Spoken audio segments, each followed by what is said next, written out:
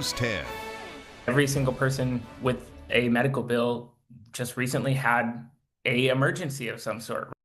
Medical emergencies can surprise anyone, and sometimes the bills that come with them can be just as shocking. Good evening, I'm Ann Emmerich. And I'm David Andrews. Hundreds of thousands of people in Michigan deal with medical debt. It can lead to a journey of hardships, from cutting home budgets to missing utility payments.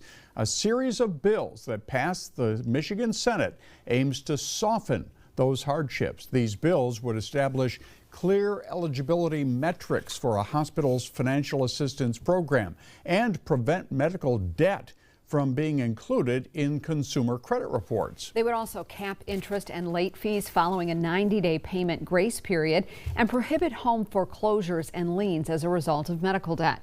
For a deeper dive on these bills, here's News 10's Bobby Cushing.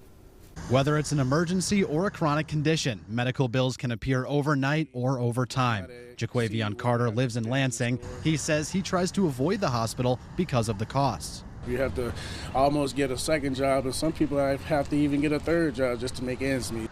With increasing concerns about hospital costs, the state Senate passed a series of bills to ease medical debt. They would block home foreclosures tied to medical bills, give patients a 90-day grace period, and cap interest and late fees at 3%. Jared Walker, founder of $4, helps people apply for medical debt assistance. He supports the change. Take a breath and try to make a plan to be able to pay this or apply for something like financial assistance or charity care.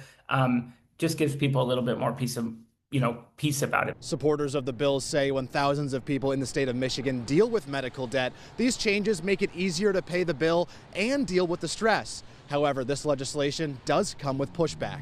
In a letter to the Senate, Zachary Taylor with the Consumer Data Industry Association opposed the changes to credit reporting, saying, quote, because the credit reporting system operates across all jurisdictions, only national uniform standards can achieve the dual goals of protecting consumers and maintaining accurate credit reports, end quote. The bills would also standardize financial assistance programs for nonprofit hospitals. In Lansing, Bobby Cushing, News 10. These bills will now head back to the State House of Representatives. If passed, they'll head to the governor's desk for her consideration. We have more about these bills on our website, WILX.com.